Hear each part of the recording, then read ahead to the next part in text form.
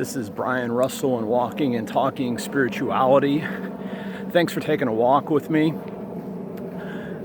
A week or so ago, as I was thinking about excuses that I use in my own life, and I was leading my coaching groups through an exercise where we explored our own excuses. One of the easiest ones to throw out as a reason that we don't show up as the persons that God created us to be. Sometimes we just feel like we don't have enough time.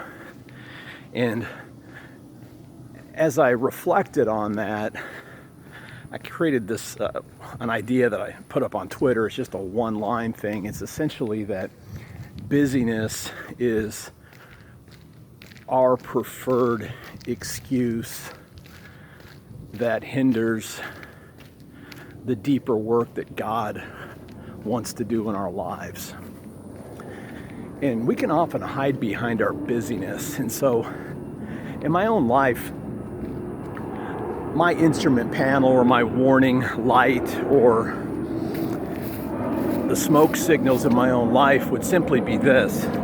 I can look at my journal and say, have I been consistently practicing my centering prayer and doing my morning, evening journaling that I talk about frequently on these videos, and that are my go-to practices of silence and solitude.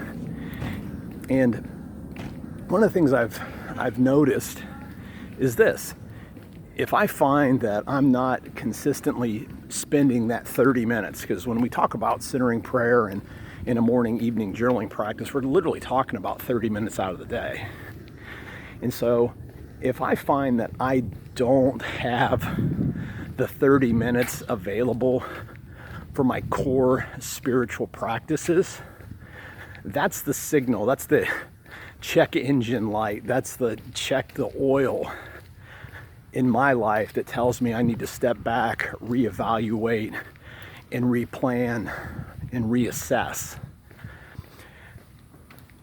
What are yours? What's your instrument panel? Do you have a way of detecting trouble way in advance before it shows up in your life?